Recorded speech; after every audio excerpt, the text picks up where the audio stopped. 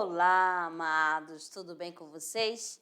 Então, vamos começar a nossa avaliação, a aula 96. O que aconteceu, amadinho?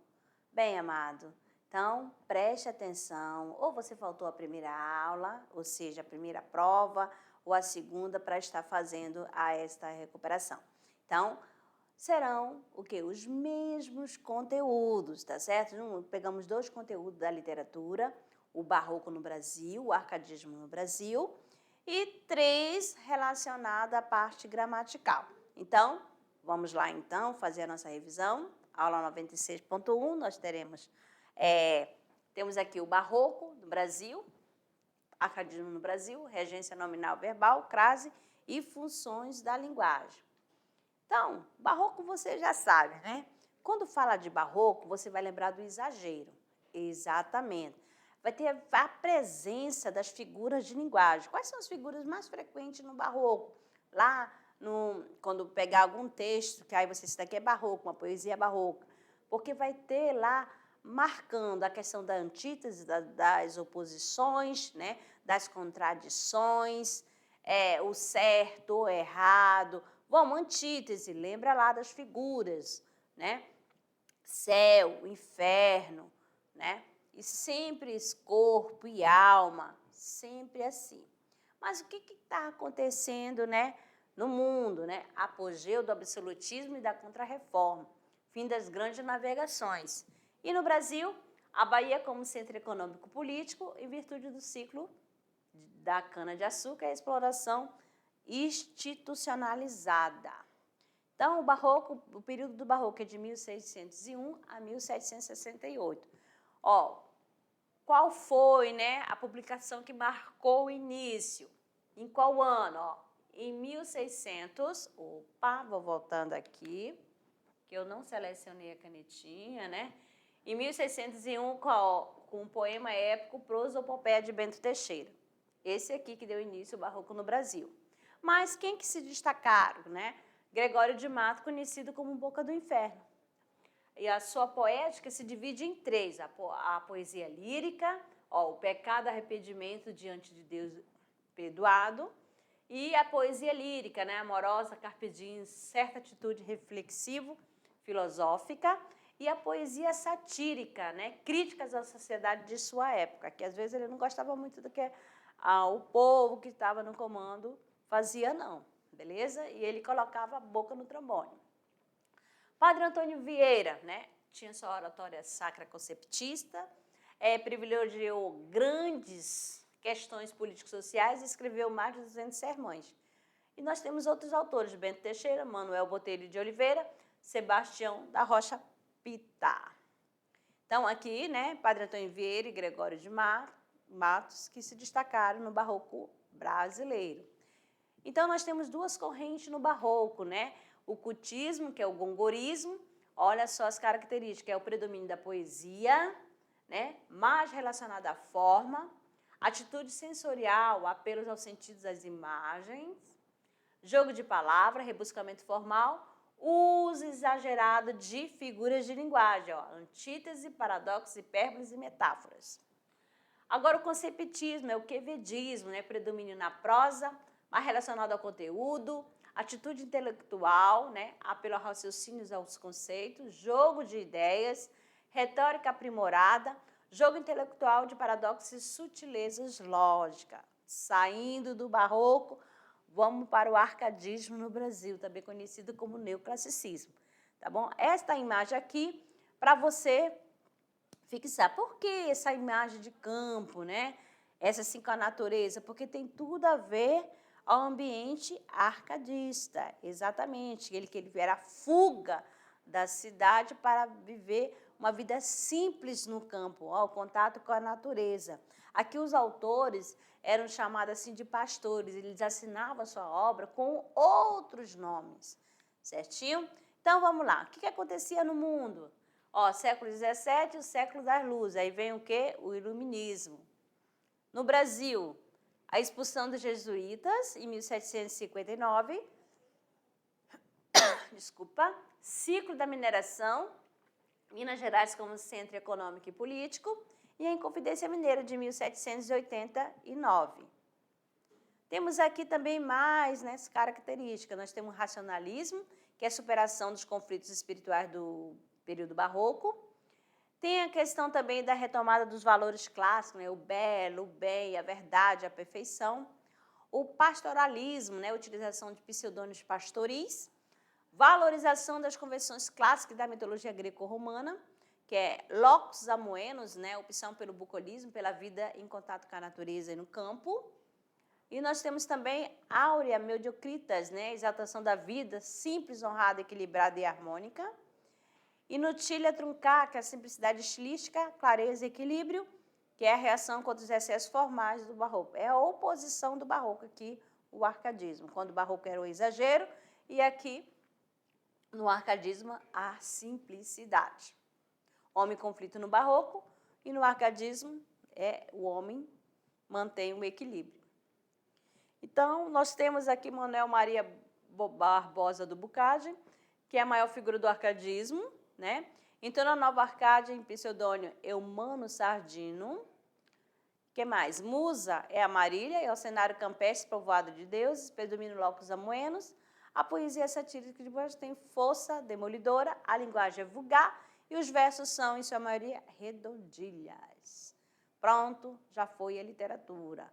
Agora aqui a regência verbal e a regência nominal. Começando pela nominal.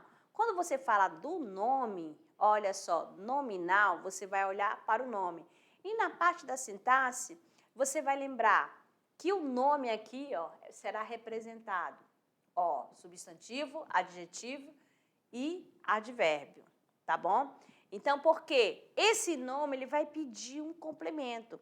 E todo o seu complemento ele virá acompanhado por uma preposição, ou seja, de uma preposição. Olha aqui na chave. Escrevam numa folha do que vocês têm mais medo. Olha aqui, ela pega a palavra medo. Aí tem medo de baratas. É isso, medo de barata? Olha aqui o D. Medo de... Vou colocar aqui. Cachorro. Medo de avião. Medo do escuro.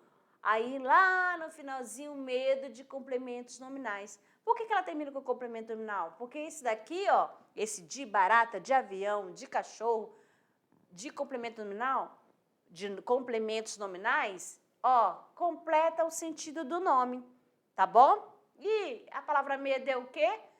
O nome, é um substantivo. Mas aqui, para fixar, os professores identificaram as dificuldades de gramática. Olha, aqui está destacado, é o verbo identificar, que ele é verbo transitivo direto. Então, ele é o termo regente. Ele que vai estar no comando. Identificaram o quê? O quê? Olha só. As dificuldades de gramática. Então, essa parte aqui é o complemento verbal. Ó, que é o objeto direto, porque não veio preposição, né? Chama-se o termo regido. Muito bem, olha só. Olha aí, eu pego agora a parte que é o complemento verbal. E vocês vão observar aqui, ó. Ó, dificuldades, já aqui, ó, dificuldade é nome. Isso aqui é o nome, vamos analisar. Dificuldade de quê? Olha aqui a preposição, ó. Então, nome vai ser o termo regente, porque ele é o núcleo do objeto direto, termo regente, e esta outra parte é o complemento nominal, que é a parte que está completando o sentido desse nome, tá bom? Então, é o termo regido. Todo complemento nominal, ele vem acompanhado da preposição, tá certo? Que pode ser de, pode ser preposição a, pode ser preposição em, sempre tem preposição. Já na regência verbal, olha só, o que é regência verbal?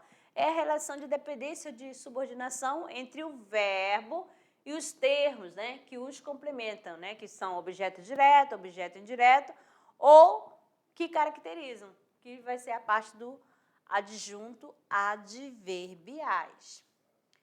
Então, efeito de sentido das relações, né, da regência. Nós temos aqui um verbo que apresenta mais de uma regência. Aí você vai ter que ver o sentido de cada verbo. Qual o sentido que ele está? Então, vamos pegar aqui o verbo aspirar. Se eu tenho um verbo aspirar numa frase que dá a ideia de absorver ou inalar, não terá preposição, ou seja, porque ele é verbo transitivo e direto. Então, eu vou dizer sem preposição. Tá bom? Sem preposição. Então, nós pegamos aqui, ó. Calisto aspirou o aroma das flores. Então, aqui aspirou o quê? Inalou, absorveu, ou inalou, vamos lá. Inalou, cheirou. Então, ó, direto. Tá bom? Aí nós temos também aqui, ó, a máquina que aspiram, ó, absorvem um pó do assoalho. Olha aqui, ó, não vem preposição. Então, aqui no sentido de inalar e absorver, verbo transitivo direto, sem preposição. Agora, no sentido aqui, o aspirar, no sentido de desejar, almejar, ele vai ser verbo transitivo indireto, porque ele vai exigir um complemento com auxílio de preposição. No caso aqui, vai ser a preposição a, tá? Sempre aspiramos à felicidade, ó, sempre desejamos, sempre almejamos a felicidade. O verbo aspirar, no sentido de desejar, ele pede a preposição a, que está aqui. E a felicidade é um nome feminino. Então, junta aqui, ó, a preposição mais o a, artigo. O que acontece? Ó, vogal repetida, né? Letras repetidas. Então, coloca o acento grave, né? Que é o acento indicativo de crase. João aspirava a uma posição mais brilhante. Opa, aqui não ocorreu crase, porque apareceu um pronome, ou melhor, um artigo indefinido. Ó. Aspirava, ele desejava, mas aqui está a preposição a, tá certo? Crase. Vamos ver aqui na crase. O que é crase, hein, gente? O que a gente falou de crase? Quando eu tenho duas letras iguais. Exato. Aí, o que vai ocorrer? A fusão. Então, nessa imagem já diz tudo. Olha quem está chorando aqui. A vogal O. O O. Vamos explicar por quê. Aí alguém fala assim, eu vos declaro craseados. Ó, símbolo dessa união, abençoo esse acento grave. Por quê? Quando eu tenho a preposição, mais o artigo, o que acontece? Olha só, eu vos abençoo esse acento grave, esse acento aqui. Por quê? Porque está marcando aqui que está presente aqui a vogal A, ou seja, a vogal A mais a preposição. Preposição mais A. Beleza? Ó, crase. Representado pela preposição, que já foi dito, mais o artigo A. Por exemplo, fui à feira. Ó, será que tem ou não tem um acento indicativo de crase? Aí vamos lá, um macete para você, se você vai usar ou não. Fui ao mercado. Opa! Substituir a palavra feira, que é uma palavra feminina, pela palavra mercado, que é masculina. O que aconteceu no masculino? Ficou ao. Muito bem. Quando há essa troca, acento indicativo de crase. Então, aqui, ó, aconteceu a crase, tá bom? Porque tá preposição mais o artigo feminino, não é assim? Aí eu tenho também, ó, a preposição mais pronome demonstrativo a. Refiro-me a que está de azul. Esse azinho é o pronome demonstrativo a, tá certo? Refiro-me àquele rapaz simpático. Aquele rapaz vai ter o acento indicativo de crase. Por quê? Tem um A da preposição, mais o A inicial do pronome aquele. Por isso que algumas vezes você vai encontrar assim, ó. Eu falo que aqueles rapazes, vamos falar assim, tá? refiro-me àqueles rapazes simpáticos, tá certo? Então, olha só, começou com A, então houve a fusão, tá bom? Deixa eu apagar para ficar bonitinho. Então, nós temos aqui, o que é crase, hein? É a fusão de vogais idênticas e aparece marcada pelo acento indicativo de crase. Nós temos também o uso quando é proibido, ou seja, proibido não. Primeiro tem proibido, tem obrigatório e tem facultativo. Vamos começar pelo facultativo. Casos facultativos, ó. Temos 3 casos aqui. Diante de nomes de pessoas do sexo feminino. Ó, ele fez referência a Sandra. Ó, fez referência a quem? Aí você vai lembrar da regência nominal. Referência é um nome que pede, né, a preposição a, tá certo? Então, tá aqui a preposição. E Sandra é um nome feminino que aceita o artigo a. Então, o que houve? Eu posso colocar com crase ou não, tá? Com acento indicativo de crase ou não. Outra situação é, diante de pronomes possessivos femininos, obedeço a minha mãe ou a minha irmã. Ó, o verbo obedecer, ele pede a preposição a. Vamos lá. Se eu fosse colocar aqui, obedeço ao meu pai, né? A meu pai, né? A obedecer aos pais, sempre vai pedir o quê? A preposição a. Porque quando eu falo obedeça aos pais, obedeço ao quem? Ao professor. Obedeço à professora. Olha só. Então, o verbo obedecer, ele pede a preposição a. Mas só que aqui, amadinho, apareceu o pronome possessivo, né?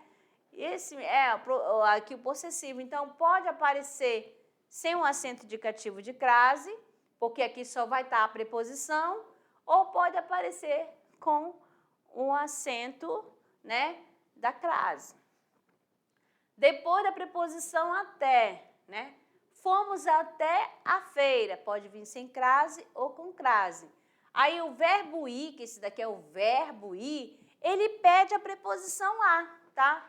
Irei, vamos lá, irei ao...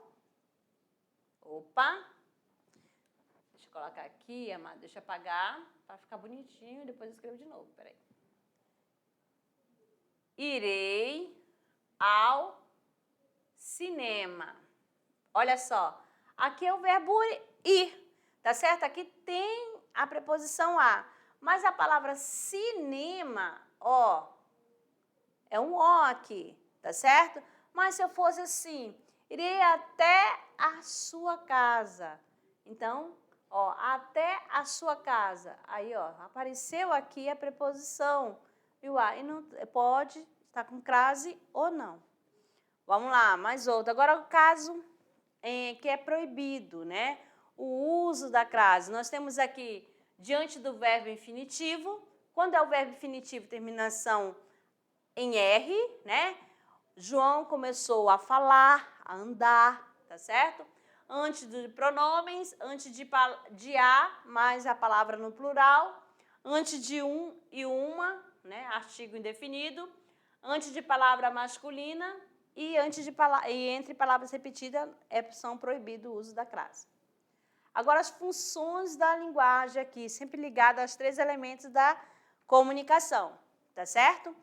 Então, nós temos aqui, ó, denotativa. Você vai lembrar do quê? Que é informativa e referencial. Denotativa é o sentido literal da palavra, é objetiva, tem clareza. Onde nós vamos encontrar? Ó, em jornal, é um bom exemplo, que é para informar, né?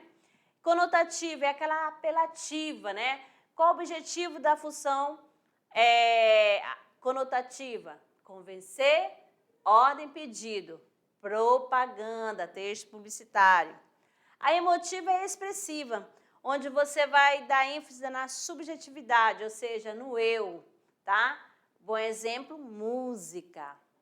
E a fática é aquela de contato, é aquela que sempre verifica, sempre testando o canal. No caso aqui, ó, alô, tá ligado? Vocês estão entendendo? Toda hora fica fazendo pergunta, fica testando, né?